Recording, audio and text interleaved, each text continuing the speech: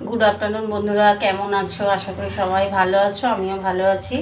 আজকে এই যে কাতলা মাছ দিয়ে আলু দিয়ে একটা সর্ষে ভেজে একটা গুঁড়ো করে ঝোল বানাবো। কাসুন পোড়ার ঝোল বলে ওটাকে। চলো দেখতে থাকো কেমন করে বানাই। চলো, কড়া বসিয়ে দিয়েছি, সর্ষের তেলে রান্নাটা করব। মাছ ভাজবো, তাই তেল দিয়ে দিলাম। তেলটা গরম হতে থাক। আর এই যে সর্ষে, সাদা কালো সর্ষে, এইটা একটু ভাজবো। এই গ্যাসেতে ভাজবো, ততক্ষণ তেলটা গরম হতে থাক। তেল গরম হয়ে গেছে, মাছগুলো দিয়ে দিচ্ছি। প্রথমে মুড়োটা ভেজে নেব, ভাজা হতে থাক। এদিকে আমি এই যে সর্ষেটা ভাজবো। ভেজে এটা মিক্সিতে বাটা গুঁড়ো করবো, পুরো জল ফল না, শুকনো গুঁড়ো করে ঝোলের মধ্যে দেবো। সর্ষেটা ভাজা হতে থাক। এই দেখো কেমন ফুটছে সর্ষেটা, একটু পড়ে যাচ্ছে।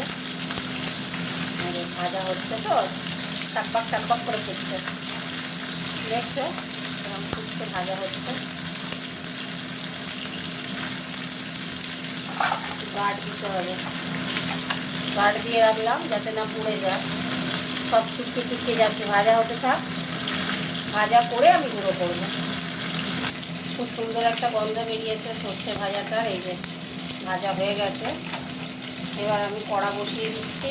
এবার করব এই যে লাল শাক ভাজা হবে।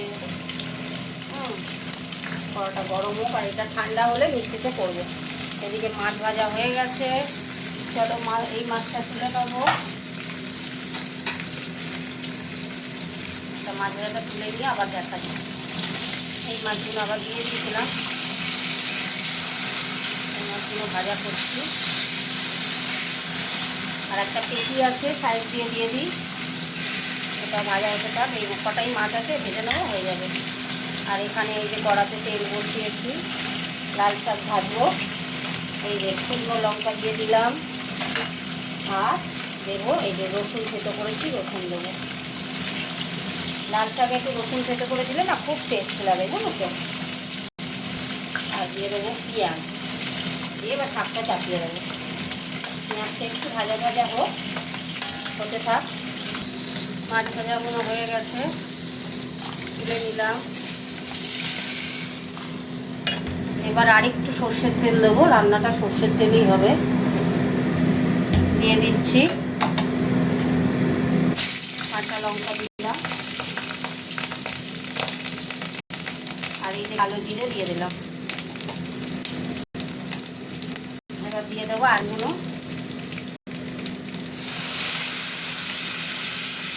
খুব সিম্পল ঝোল হবে, বুঝেছো তো। নামানোর কিছুক্ষণ আগে সর্ষের গুঁড়োটা দেবো। ভাজা ভাজা হতে থাক। আলুটা অনেকটা ভাজা ভাজা হয়ে গেছে, টমেটো দিয়ে দিলাম।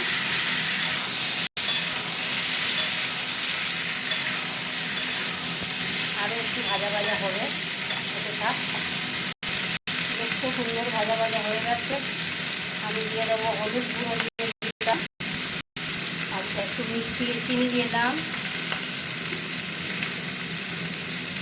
নুন দিলাম, আর দেবো একটু অল্প করে লঙ্কা গুঁড়ো দিয়ে দিলাম, বেশি দিলাম না। এবার এই মশলার গন্ধটা কেটে যাবে, ভাজা হতে থাক।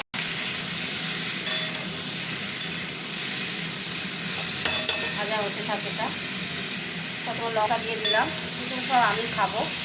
আচ্ছা, এবার জল দিয়ে দেবো। হয়ে গেছে, মশলার গন্ধ কেটে গেছে। এইবার ঝোল হবে, বুঝেছো তো। এই যে জল দিয়ে দিলাম। এবার মিক্সিতে গিয়ে সর্ষে গুঁড়োটা করে আনি। দেখি মিষ্টি একদম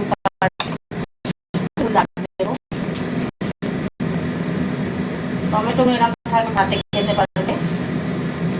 এরকম একবার বাড়িতে কাসন পোড়ার ঝোল খাবে, খেতে ভালো লাগবে। আর একটু জল দেবো, ওটা ফুটতে থাকুক, ফুটুক আগে। সোজা করে দিয়ে গ্যাস হতে থাক। মাছগুলো দিয়ে দিচ্ছি, মাছগুলো সব দিয়ে দিলাম। ঠিক আছে, ব্যাস ঢাকা দিয়ে দিলাম। এবার ফুটুক। বন্ধুরা, হয়ে গেছে তরকারি। এই যে আলু সিদ্ধ হয়ে গেছে, একটা তো আলু সিদ্ধ হয়ে গেছে আলু। এইবার এত সুন্দর গন্ধ বেরিয়েছে, এই যে সর্ষের গুঁড়োটা এতে দিয়ে দিলাম, ভেজেছিলাম দিয়ে দিলাম।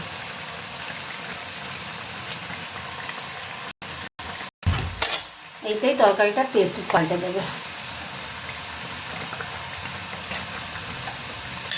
বেশি ফোটালে তেতো হয়ে যাবে, বেশি ফোটাবো না। এবার বন্ধ করে দেবো। আর এখানে দেখো লাল শাকও ভাজা হয়ে গেছে, গ্যাস অফ করে দিলাম। দিয়ে দিলাম লাল শাক, আর এখানে মাছের ঝোলও গ্যাস অফ করে দিলাম, দিয়ে দিলাম। চলো তোমার সাথে একটু কথা বলে নিই। চলো কেমন বলো রান্নাটা করলাম দেখলে তো? এটাকে কাসন পোড়ার ঝোল বলে, এটা পুরোনো দিনের আমলের রান্না। তাহলে তোমরাও বাড়িতে করে খেয়ে দেখবে কেমন লাগে। তাহলে টাটা সবাইকে, টাটা, কমেন্ট করো কিন্তু, টাটা।